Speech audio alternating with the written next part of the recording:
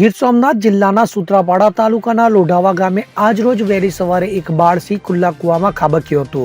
જો કે ખેડૂત દ્વારા તાત્કાલિક આ મામલે વન વિભાગને જાણ કરતા વન વિભાગની રેસ્ક્યુ ટીમ દ્વારા 3 કલાકની ભારે જહેમત બાદ બાળસિંહને સહી સલામત કૂવામાંથી બહાર કાઢી બચાવી લેવામાં આવ્યો હતો. તો મળી આવતી સમગ્ર જાણકારી અનુસાર આજરોજ વહેલી સવારે અંદાજે 4 વાગ્યાના સુમારે સૂત્રાપાડા તાલુકાના લોઢાવા ગામે સાતમાનો પાવાડી વિસ્તારમાં રહેતા ચુડાસમા રમેશ દાનાભાઈની વાડીમાં 4 સિંહનો સમૂહ આવી ચડ્યો હતો, જે પૈકી એક બાળસિંહ ખુલ્લા કૂવામાં ખાબક્યો હતો.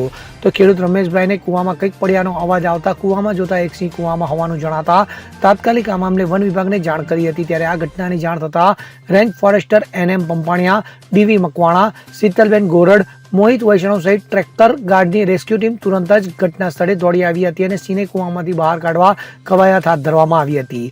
તો અંદાજે 3 કલાકની ભારે જહેમત બાદ બાળસિંહને વનની રેસ્ક્યુ ટીમ દ્વારા સહી સલામત બહાર કાઢી લેવામાં આવ્યો હતો. તો વન વિભાગના જણાવ્યા અનુસાર અંદાજે 1 થી 1.5 વર્ષના આ બાળસિંહને સારવાર અર્થે અમરાપુર એનિમલ કેર સેન્ટર ખાતે ખસેડવામાં આવ્યો હતો. ત્યારે હાડ થીજાવતી ઠંડી વચ્ચે વહેલી પરોઢે ખુલ્લા કૂવામાં ખાબકેલ બાળસિંહ ઠંડીના કારણે વધુ જોખમી સ્થિતિમાં હતો. જો કે ખેડૂત અને વન વિભાગની રેસ્ક્યુ ટીમની સમય સૂચકતાના કારણે બાળસિંહનો જીવ બચી જવા પામ્યો હતો. દીપક જોશી સાથે CN24 ન્યૂઝ ગીર સોમનાથ. હવે જુઓ દેશ દુનિયાની તમામ ખબરો તમારી આંગળીના ટેરવે.